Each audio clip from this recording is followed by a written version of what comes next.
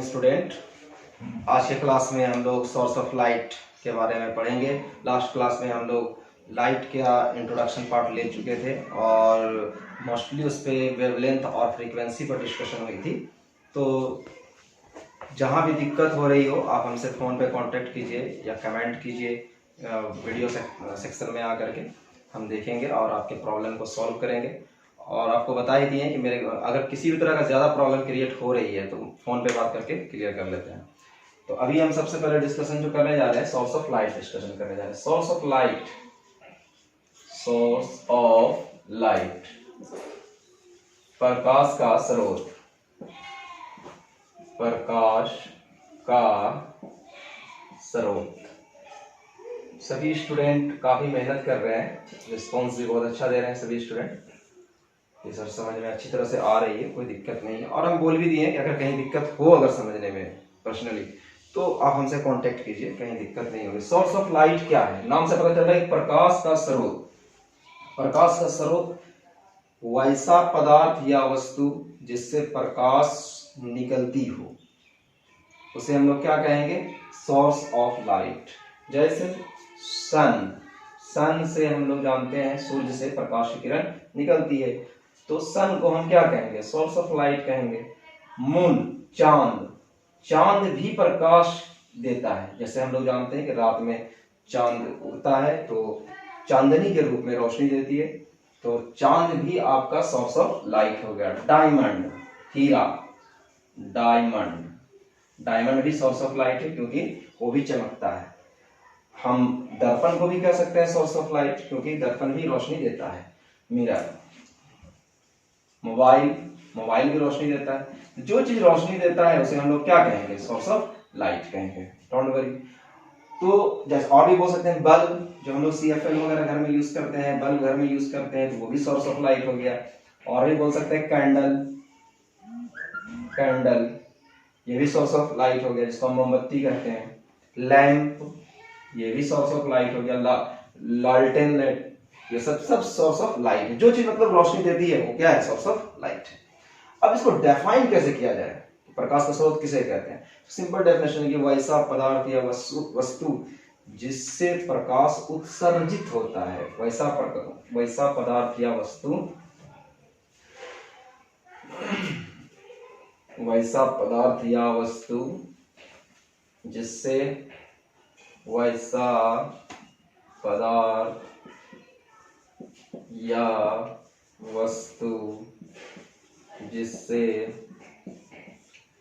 प्रकाश उत्सर्जित होता है। उत्सर्जित का मतलब निकलता है, निकलना, उत्सर्जित होता है। अंग्रेजी में इमिशन कहते हैं, उत्सर्जित होता है, उसे सोर्स ऑफ लाइट कहते हैं। सोर्स ऑफ लाइट कहते हैं। अब एग्जाम्पल के तौर पे, अभी तो हम बहुत सारा एग्जाम्पल आपको पता है ही। Sun, moon, candle, bulb, diamond, etcetera.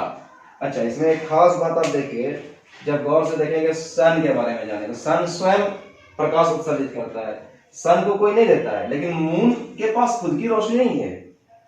Moon क्या है? मून को रोशनी खुद सूरज देता है। चांद को रोशनी सूरज देता है, फिर रात में वो पृथ्वी तक छोड़ती है अपनी रोशनी को, यानी कि परावर्तित हो जाती है। तो मून के पास रियल पूछा जाए तो वो रोशनी नहीं है, लेकिन कहीं ना कहीं वो रोशनी देने में, प्रकाश देने के लिए का एक हिस्सा बन जाता है। इसलिए हम मून को भी किसमें श्रेणी में लेते हैं? प्रकाश का स्रोत में लेते हैं। कैंडल के पास स्वयं की रोशनी है, वो किसी से लेता नहीं है। बल्ब के पास स्वयं रोशनी है। लेकिन फिर डायमंड के बारे में बात करें तो डायमंड आपका स्वयं रोशनी नहीं देता है, बल्कि वो भी बल्ब से ले रहा हो या टॉर्च की रोशनी इसमें मारा जाए या सूरज की रोशनी इसको दिखाया जाए तो ये चमकना शुरू कर जाता है। तो इसमें हम लोग गौर से देखें तो सूरज हो गया, कैंडल हो गया, बल्ब हो गया, ये सब खुद अपनी रोशनी बनाता है। लेकिन डायमंड, इन सब चीजों के पास खुद की रोशनी नहीं है। इसीलिए इस चीज को विश्लेषण के आधार पर देखते हुए सोर्स ऑफ लाइट को दो भाग में बांट दिया गया। सोर्स ऑफ लाइट कितने प्रकार के होते हैं? दो प्रकार के। सोर्स ऑफ लाइट कितने प्रकार के हुए? दो प्रकार के। क्योंकि किसी के पास खुद की रोशनी है, किसी के पास खुद की रोशनी नहीं है, इसलिए इसका नाम रखा गया सेल्फ ल्यूमिनस। Self luminous. और एक का नाम है non luminous. Non luminous. Self luminous को हिंदी में क्या कहेंगे? स्वदीप्त पदार्थ। इसी को आत्मदीप्त भी कहते हैं। आत्मदीप्त पदार्थ। और नन ल्यूमिनस को क्या बोलते हैं? ओदीप्त। ओदीप्त पदार्थ। अब इसको डिफाइन करना है हम लोगों के लिए। सौदीप्त पदार्थ क्या है? सौ का मतलब स्वयं, दीप्त का मतलब रोशनी। जिसके पास खुद की रोशनी हो उसे हम सेल्फ ल्यूमिनस कहेंगे। जिसके पास ओ मतलब नहीं, दीप्त मतलब रोशनी, जिसके पास खुद की रोशनी नहीं हो उसे ओ दीप्त कहेंगे। दीप्त मतलब रोशनी। तो सेल्फ ल्यूमिनस का डेफिनेशन लिख लीजिए आप लोग।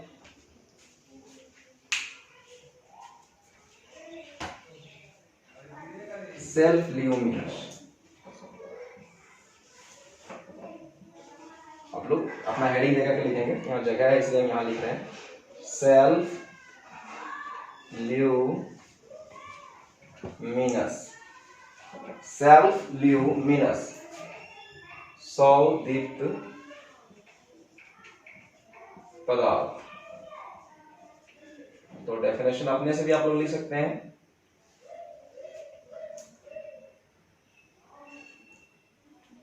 वैसा पदार्थ या वस्तु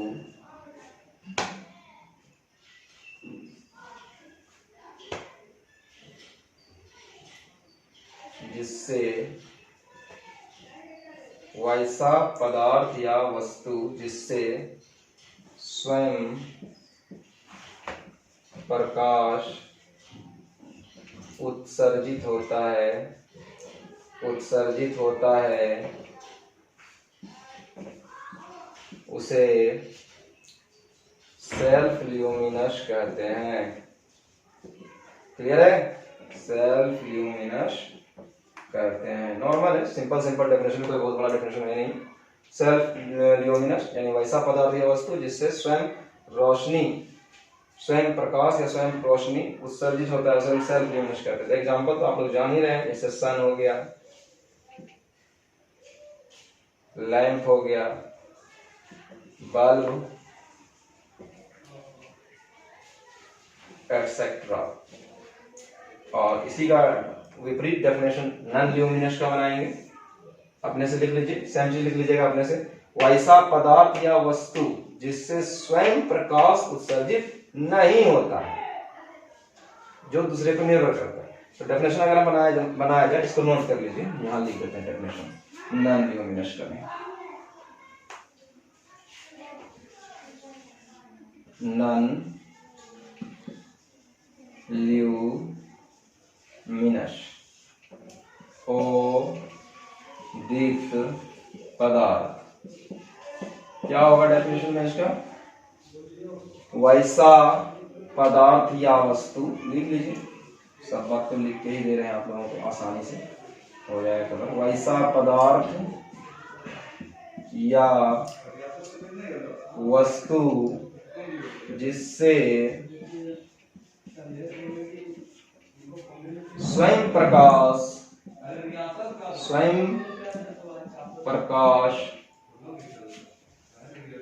उत्सर्जित नहीं होता है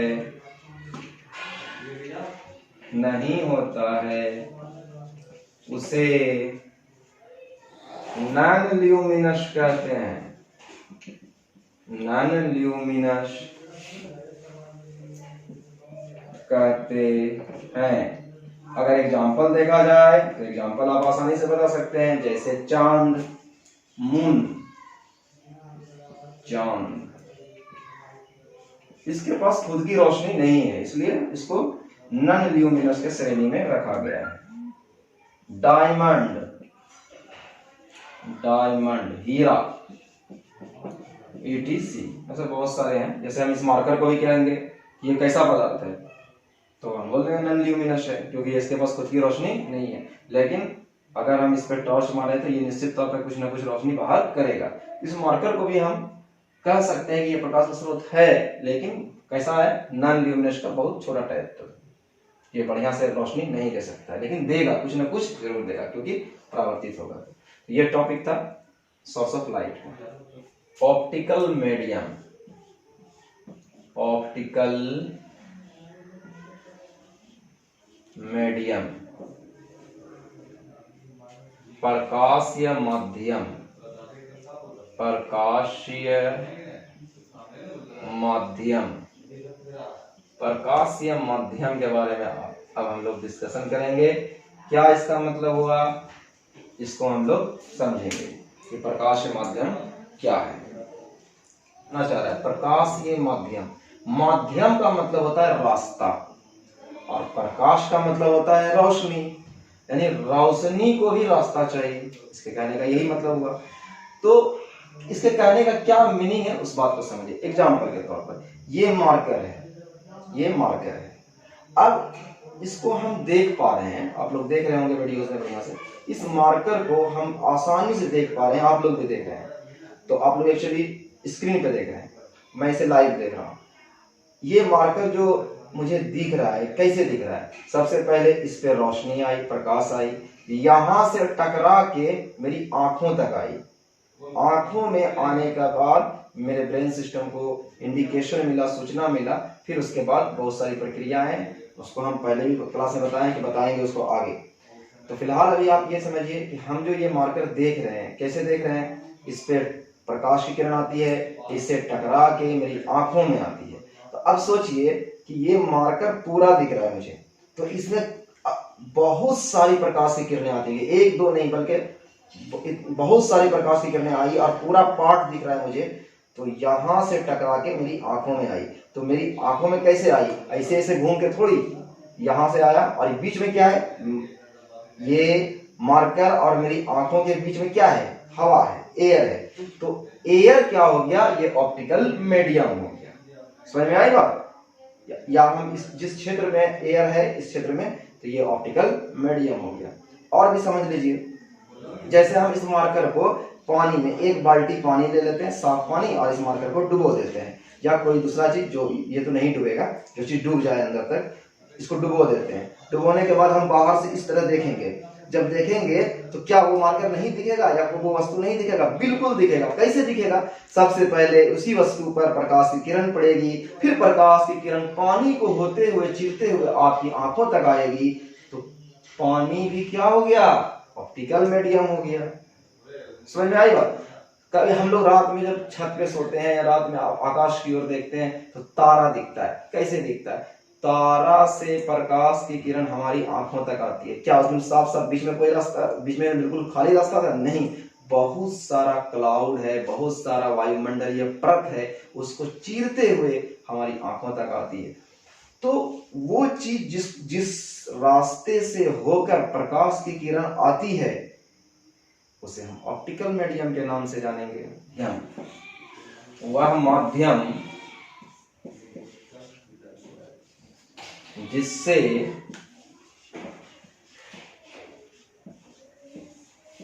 प्रकाश वस्तु से परावर्तित होकर, वह माध्यम जिससे प्रकाश वस्तु से परावर्तित होकर आंखों तक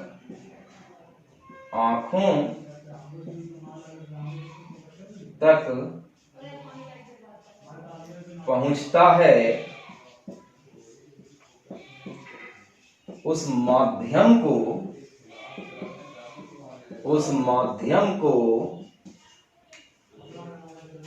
प्रकाशीय माध्यम कहते हैं। प्रकाशीय माध्यम,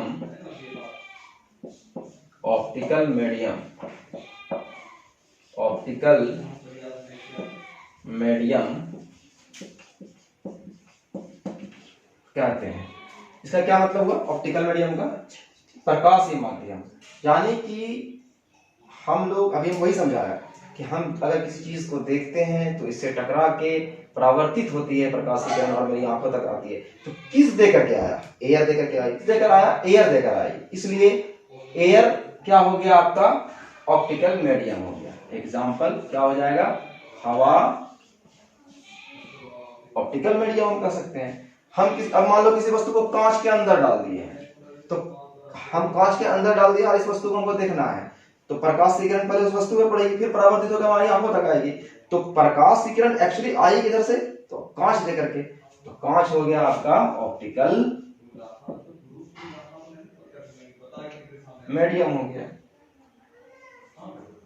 जैसे हवा में भी होता है, ठंडी हवा होती है, गर्मी हवा होती है, तो वो ठंडी हवा के सिचुएशन में प्रकाश का अलग सिचुएशन हो जाता है, तो उसको हम लोग आगे देखें। पानी, पानी भी ऑप्टिकल मीडियम है, एटसेट्रा। क्लियर है? फिर से एक बार समझा दें। ऑप्टिकल मीडियम क्या है? वह माध्यम जिससे प्रकाश वस्तु से परावर्तित होकर आंखों तक पहुंचता है। वह माध्यम, माध्यम का मतलब क्या होता है? रास्ता। वह माध्यम, वह रास्ता जिससे प्रकाश, जैसे कि आप मान लो कि इस लेटर को लिखा हुआ है, ये सब लेटर आपको दिख रहा है। कैसे दिख रहा है? इसमें प्रकाश की किरण पड़ी और आंखों तक पहुंची, तो ये आंखों तक पहुंची, तो बीच में एक मीडियम लगा हुआ है, तो उस मीडियम को हम क्या कहेंगे? Optical medium. मीडियम के फॉर्म में हवा रह सकता है, कांच हो सकता है, पानी हो सकता है, एटसेट्रा। ऑप्टिकल मीडियम बेसिक तौर पे दो प्रकार का होता है। ऑप्टिकल मीडियम कितने प्रकार का होता है? दो प्रकार। ऑप्टिकल मीडियम दो प्रकार के होते हैं।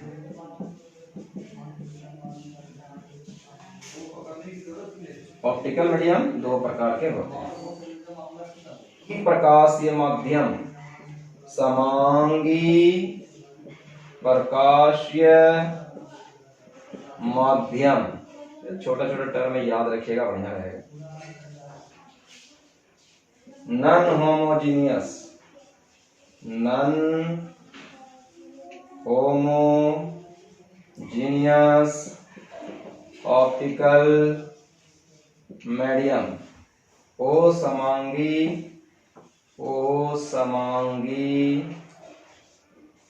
प्रकाशीय माध्यम।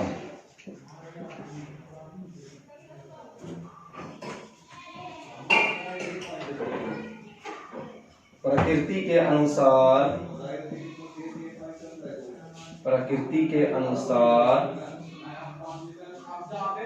ऑप्टिकल मीडियम दो प्रकार के होते हैं। दो, होमोजीनियस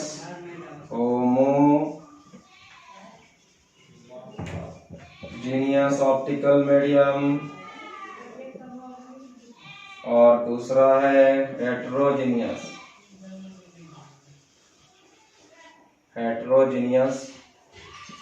ऑप्टिकल मीडियम। होमोजीनियस को क्या बोलते हैं? समांगी। ये सब छोटा टर्म है, याद कर लीजिएगा आप लोग। समांगी प्रकाशीय माध्यम, और इसको क्या बोलेंगे? विषमांगी प्रकाशीय माध्यम। तो आगे देखेंगे नेक्स्ट टॉपिक पर कि होमोजीनियस और हेटेरोजीनियस। अब हम लोग ऑप्टिकल मीडियम को जो देखा कि दो टाइप्स में देख लेंगे, होमोजीनियस मीडियम में और हेटेरोजीनियस मीडियम में। तो बहुत आसान डेफिनेशन है, ये लिखा हुआ है, आपको पहले आपको हम समझा दें कि ये क्या चीज है। तो वैसा मीडियम जिसके प्रत्येक भाग का गुण एवं बनावट, वैसा माध्यम जिसके प्रत्येक भाग का गुण एवं बनावट समान हो उसे समांगी माध्यम कहते हैं। उसे क्या कहेंगे? समांगी माध्यम। जैसे जल और कांच, इसको ध्यान से देखिएगा, जल और कांच। तो जल का जो प्रत्येक भाग है बाबू, इसमें लाइट आसानी से प्रवेश करता है, प्रकाश की किरण आसानी से प्रवेश करेगा। अच्छा, कांच ले लीजिए, कांच में भी प्रकाश की किरण आसानी से प्रवेश करती है। अब एक लड़का बोल दिया कि सर हम पत्थर लेंगे, तो अरे भैया पत्थर अगर आप लीजिएगा, स्टोन मान लीजिएगा, स्टोन में प्रकाश की किरण प्रवेश करती है। तो लड़का बोला नहीं सर, डेफिनेशन को तो फॉलो ऐसे करता है कि प्रत्येक इसका गुण और बनावट समान होता है, लेकिन यहाँ पर डेफिनेशन को आपको प्रकाश की किरण के आधार पर लेना है। समझ में आएगा कि प्रकाश की किरण कहाँ जा सकती है? अब जहां जाएगा नहीं तो हम उसका चर्चा थोड़ी करेंगे, हम लोग लाइट के बारे में पढ़ रहे हैं एक्चुअली। तो यहाँ पर हम लोग बेसिक तौर पे जानेंगे जल और कांच कैसा है, समांगी माध्यम के रूप में जाना जाता है, क्योंकि जल में भी प्रकाश की किरण प्रवेश कर सकती है और कांच में भी प्रकाश की किरण प्रवेश कर सकती है। अब विसमांगी माध्यम क्या है? तो वैसा माध्यम जिसके प्रत्येक भाग का गुण एवं बनावट अलग अलग हो उसे विसमांगी माध्यम कहते हैं। विषमांगी माध्यम का मतलब ये हुआ बाबू, जैसे मान लिया जाए आपके दिमाग में यही आया हुआ सर हवा नहीं लिखे, हवा क्यों नहीं लिखे? हम लोग जानते हैं कि हवा जो है वायुमंडल में मौजूद होते हैं और वायुमंडल के में कई सारे लेयर होते हैं, परत होते हैं, और हर लेयर का जो डेंसिटी होता है एयर के कण का, वो अलग अलग होता है। तो प्रकाश की किरण प्रवेश तो करती है, लेकिन हर स्थिति में अलग अलग सिचुएशन में कभी मुड़ जाती है ज्यादा, कहीं कभी कम मुड़ जाती है। अब ये मूर्ति कैसे, वो आगे देखेंगे हम लोग अपवर्तन के टॉपिक पर। फिलहाल अभी आप ये जानिए कि हवा में जो है, हवा का जो है मिश्रण, कभी गर्म हवा तो कभी ठंडा हवा का जब मिश्रित हो जाता है तो प्रकाश के चाल पर इसका प्रभाव पड़ता है। कैसे प्रकाश के चाल पर प्रभाव पड़ता है, जब हम अपवर्तन टॉपिक पढ़ाएंगे वहां क्लियर हो जाएगा कि गर्म हवा के कारण प्रकाश के चाल पे क्या इफेक्ट पड़ता है, ठंडा हवा के कारण प्रकाश के चाल पे क्या इफेक्ट पड़ता है, तो वो आगे हम लोग देखेंगे। ये टॉपिक था आपका ऑप्टिकल मीडियम का। ये दोनों पार्ट्स सिर्फ मेमोराइज रखिएगा कि होमोजेनियस मीडियम क्या है और हेटेरोजेनियस मीडियम क्या है। फिर से हम एक बार बोलते हैं कि ये सिर्फ हम प्रकाश के आधार पर दिए हैं, प्रकाश के आधार पर, नहीं तो आप अकॉर्डिंग टू डेफिनेशन चलेगा तो कुछ और भी मीनिंग निकलेगा, लेकिन प्रकाश के आधार पर है। वैसा माध्यम जिसके प्रत्येक भाग का गुण एवं बनावट क्या हो, समान हो, उसे समांगी माध्यम कहेंगे। जैसे जल और कांच। जल और कांच इसलिए लिया क्योंकि उसमें प्रकाश की किरण प्रवेश कर सकती है। हम ईंट या पत्थर इसलिए नहीं लिया क्योंकि उसमें प्रकाश की किरण प्रवेश नहीं करती है। और हेटेरोजेनियस मीडियम में भी हम ठंडा तथा गर्म तथा ठंडा हवा का मिश्रण लिया क्योंकि इसमें प्रकाश की किरण प्रवेश कर सकती है। हम इसको क्यों नहीं समांगी कहेंगे, ये ध्यान रखिए।